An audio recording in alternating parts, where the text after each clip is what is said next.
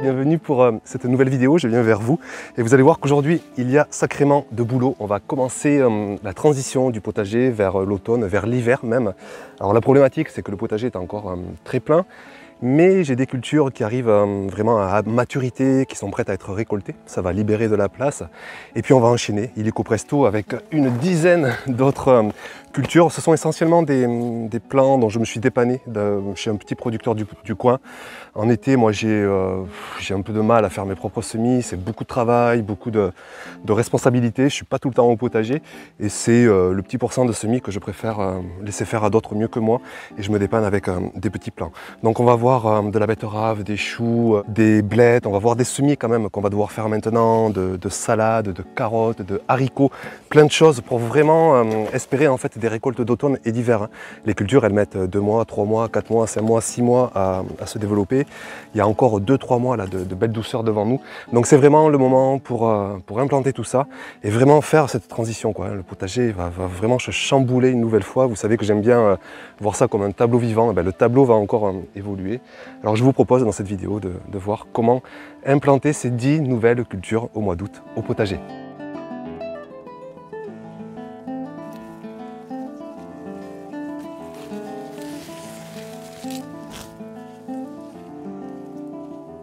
Alors ici j'ai encore des plants de pommes de terre qui commencent à être vraiment bien asséchés. Donc je vais les récolter tout simplement. Et puis préparation du sol. Et je vais installer les poireaux sur cette parcelle. Je pense que je vais pouvoir en mettre plusieurs dizaines.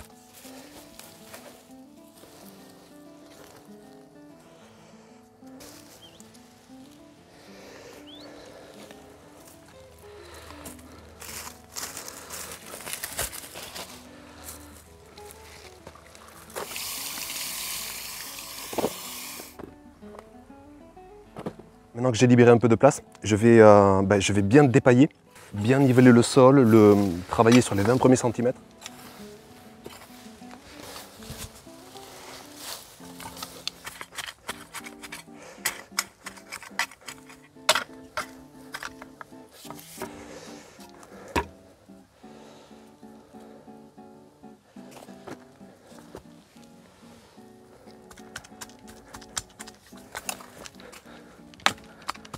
Je coupe pas mal du feuillage pour réduire les besoins de transpiration, que ça se concentre, l'énergie se concentre sur l'enracinement. Et même si vous avez des racines très longues, vous pouvez un peu les couper. Bon là elles sont embobinées donc ça va, mais sinon hop, on peut nettement les habiller.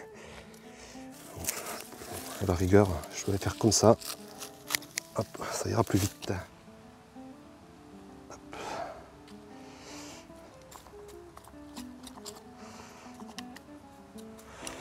Allez, c'est parti, 50.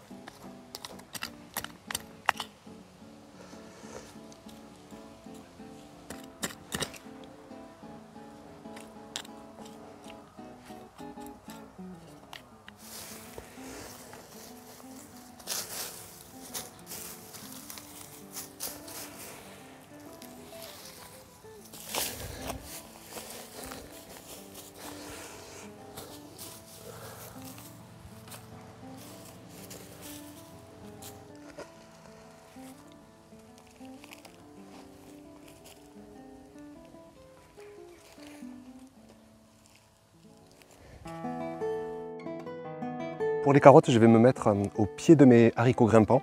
J'ai une petite zone là de disponible. Alors je crois que j'avais mis des oignons, de l'ail. Ce que je vais faire, je vais bien préparer le sol sur les 10-20 premiers centimètres. Je vais dépailler, passer un coup de croc pour aérer les 20 premiers centimètres. Je vais réenrichir un petit peu, comme je vais faire d'ailleurs pour la plupart des cultures que je vais implanter. On est vraiment là en milieu de saison, le sol a déjà été fortement sollicité. Et puis j'ai pas trop de matière à disposition. Là, j'ai plus de fumier, j'ai plus de compost, j'ai tout mis au printemps. Donc ce que je fais, je me dépanne avec une matière naturelle organique concentrée en minéraux, un engrais organique à base de végétaux, à base aussi de farine animale. Donc tout ça c'est très riche, c'est concentré en pas trop en azote, mais surtout en phosphore, en potassium. Et ça va aider à enchaîner au mieux les cultures.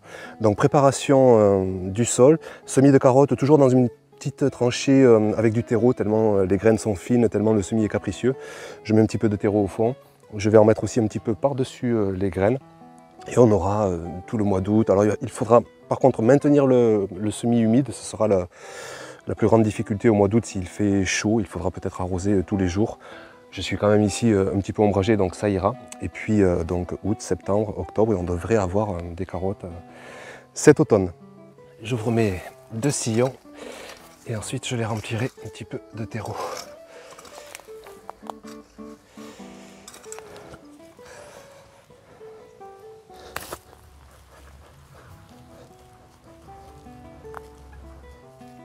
Allez, il n'y a plus qu'à semer. On va attaquer le semis et je vous montre juste rapidement toute la vie biologique qui foisonne en surface. Juste pour vous dire que travailler le sol sur les 10-20 premiers centimètres, à mon sens, c'est pas ça qui va nuire à la vie biologique. Hein. Bien au contraire, on va encore plus l'oxygéner, on va vraiment créer, je pense, des bonnes conditions. Du moment que le sol est rempli de matière organique, de carbone, qu'on fait des apports constants de richesse, il n'y a pas de souci, quoi. Alors j'espère que vous le voyez à l'image, mais je peux vous dire qu'à l'œil nu, ça bouge de partout. Et là, je vais semer dans un sol riche de toutes les fertilités. Fertilité physique, bien aérée, bien oxygénée, fertilité biologique, ça grouille de partout. Fertilité chimique, parce que j'ai fait plein d'apports d'amendements auparavant, et qu'en plus, j'ai fait un petit apport d'engrais organique pour vraiment enrichir, apporter tout ce qu'il faut en minéraux et de façon naturelle. Donc là, on est parti pour le semis de carottes. Il faut essayer d'être assez dense, mais pas trop non plus, sinon on passe des heures à éclaircir le semis. Alors j'essaie moi de faire une graine tous les centimètres, tous les demi-centimètres, pour ne pas trop avoir de travail à éclaircir par la suite, mais il faut quand même semer assez dense, sinon en plus on a toujours un taux de réussite qui n'est pas à 100%. Et on se retrouve avec pas assez de carottes. Je suis impressionné, ça grouille. J'ai l'impression de semer en bonne compagnie. Ça grouille de tous les côtés, c'est chouette.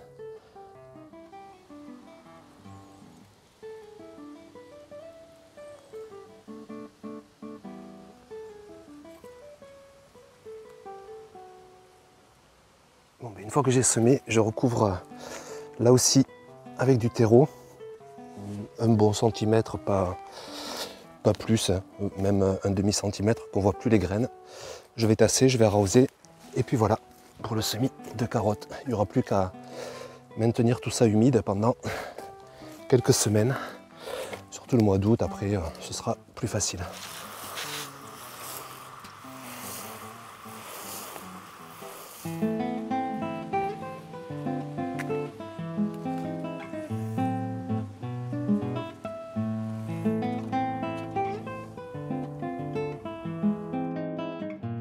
Alors pour les haricots, on est vraiment dans la dernière ligne droite. Hein. Au mois d'août, on va dire qu'on a jusqu'à mi-août, vraiment dernier délai pour les semer. Après, ça va être un peu tard parce que ça va nous mener mi-octobre, fin octobre. Et les haricots, ils aiment bien quand même avoir une douceur de température, des journées assez longues, une température autour de 20-25 degrés idéalement.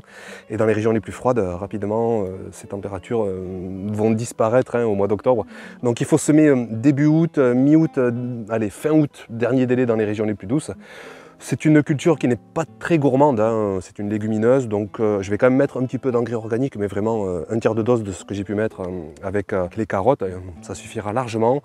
Je ne vais pas trop non plus travailler le sol parce que c'est une culture en aérien, le sol est quand même déjà bien préparé, rempli d'amendements, de compost, de matière organique. Donc juste des petits trous pour déposer les graines par poquet de 4 ou 5, et puis voilà pour les haricots.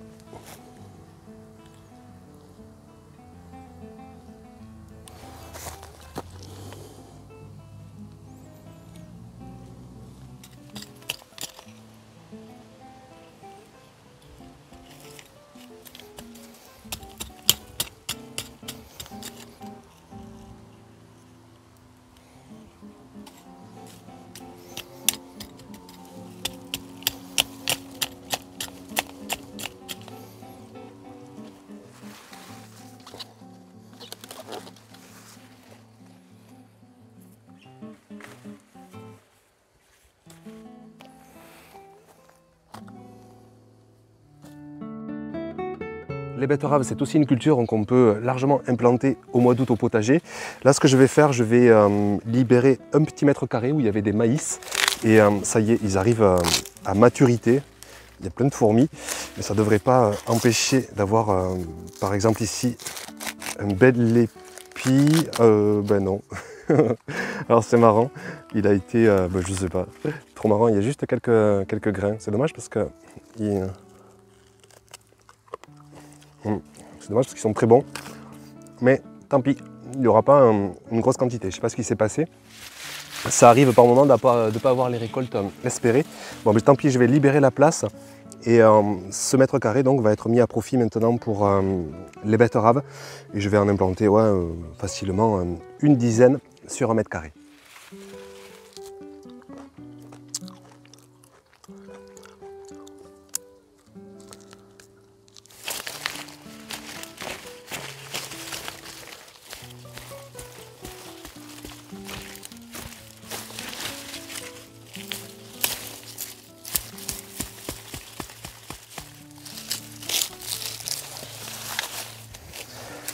Je dépaille un petit peu pour faire la place nette et pour pouvoir bien planter les betteraves.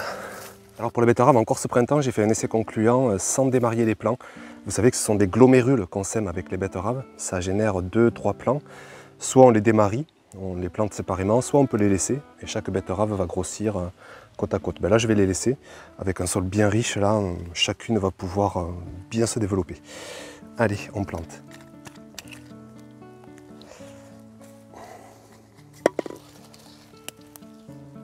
Alors j'hésite pas non plus à resserrer les plantations les unes à côté des autres parce que le sol a vraiment tout ce qu'il faut. On est encore dans une belle douceur de température.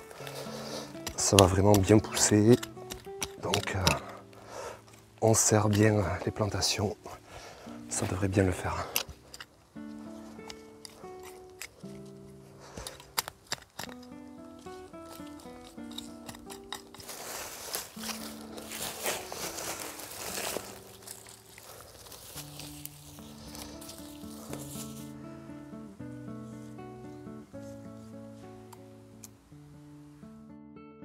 On va passer au chou maintenant, c'est une culture qu'on peut faire pratiquement toute l'année. Donc là on est au cœur de l'été, on a deux options. On peut se procurer des plants de choux, que ce soit chou-fleur, chou de Milan, chou lisse. Et on va avoir des récoltes cet automne, dans 3 mois environ. Ou sinon on peut aussi semer en barquette. On va avoir des plants d'ici 5-6 semaines pour le mois de septembre. On les plantera là aussi au potager, mais par contre ça fera des récoltes au mieux cet hiver, ou sinon pour le printemps prochain. Donc ici je vais me faire une place assez ombragée parce que les choux détestent la chaleur et ici je suis dans une région chaude et je ne vous raconte pas combien de fois je me suis fait dégommer des choux en les mettant au plein soleil en plein été. Donc là je me mets au pied de mon mur de haricots, je vais couper là cette tige de courge qui ne sert pas à grand chose parce que ça a déjà fructifié avant. Je vais bien préparer le sol, là aussi je vais bien réenrichir parce que alors, le chou est extrêmement gourmand en minéraux, donc là aussi une petite poignée d'engrais naturels organiques par mètre carré pour bien relancer la fertilité du sol. Un sol bien enrichi aussi de compost, très vivant, très meuble, très humide. Donc ça va être propice pour la culture de choux. Alors allez, on est parti, on installe ça au potager.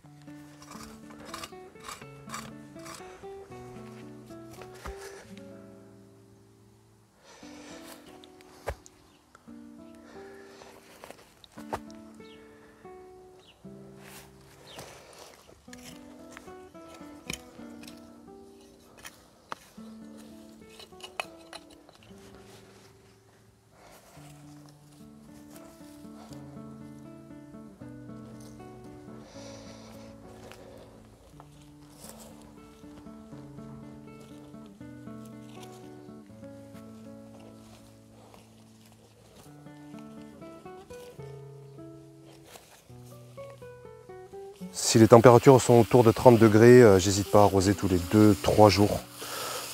1 litre, 2 litres par plant. Et si les températures descendent autour des 25 degrés, on peut espacer avec le paillage. Une fois par semaine, ça suffit parce qu'il n'y a pas de besoin d'évaporation. Par contre, les plantes transpirent. Et du moment que les plantes transpirent, il y a un besoin en eau, ça va chercher l'eau dans le sol. Il ne faut pas croire qu'un paillage va tout résoudre. Les légumes sont en aérien, les feuilles transpirent et elles vont chercher l'eau dans le sol. Donc, si jamais il n'y a pas de pluie, qu'il fait très chaud, qu'il fait du vent, il faut évidemment arroser ces cultures.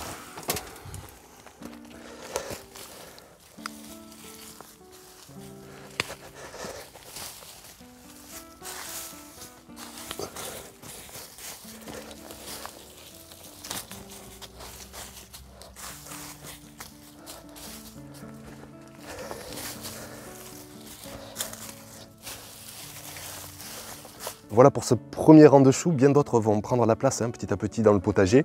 On va attendre que les cultures se libèrent et puis on va espacer donc les plantations tout le mois d'août, tout le mois de septembre pour vraiment avoir des récoltes cet automne et cet hiver aussi, avec notamment les choux de Milan, les choux de Bruxelles qui sont vraiment des choux d'hiver et puis aussi des choux qui vont traverser l'hiver, reprendre leur croissance au printemps pour ceux que je vais planter plus tard. Choisissez toujours des belles variétés, c'est écrit sur les sachets, si c'est plutôt des choux d'automne, d'hiver, de printemps, voire d'été. Souvent il y a des choux aussi qui sont propices à toutes les saisons. On passe à la prochaine culture, les blettes, et là aussi on va se faire une petite place pour implanter 2-3 plants pour là aussi des récoltes d'automne et de début d'hiver.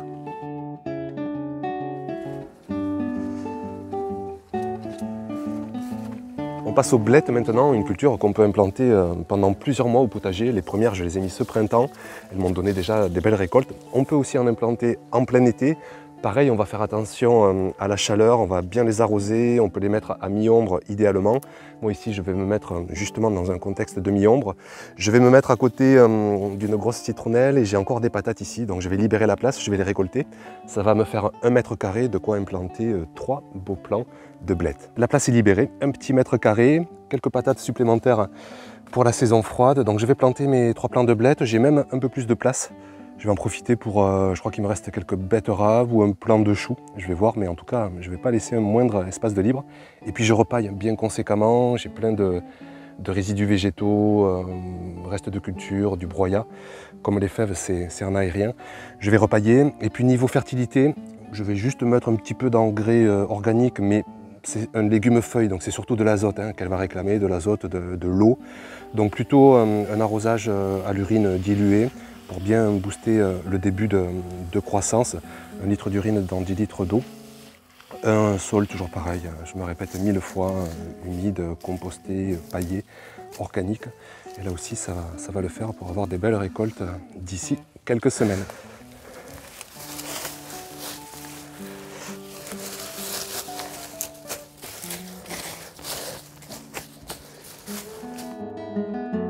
Le mois d'août, c'est aussi une bonne période pour reprendre ces semis de salade, tout ce qui est laitue, tout ce qui est scarole. On peut même le faire au mois de juillet pour avoir des salades un peu plus tôt encore, mais me concernant ici, il y a tellement de récoltes de légumes d'été en août, en septembre, que j'ai pas forcément envie de salade. Donc je commence à peine à les semer. Je vais semer des variétés bien sûr adaptées pour l'automne ou pour l'hiver. C'est écrit sur les sachets, blonde d'hiver, merveille d'hiver. En scarole, je vais essayer cette année la cornée de Bordeaux, qui est très jolie, on m'en a donné des beaux échos positifs.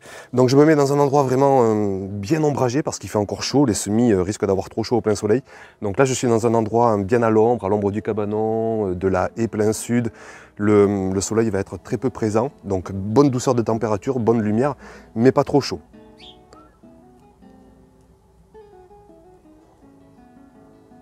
Ces premiers semis de début août en barquette, je vais les repiquer en godet individuel vers le 20 août. Je vais les planter au potager durant le mois de septembre. Et puis bien sûr, je vais échelonner avec d'autres semis que je commencerai dans 3 semaines et puis encore dans 3 semaines pour ainsi avoir des laitues, des scaroles tout cet automne et même tout cet hiver.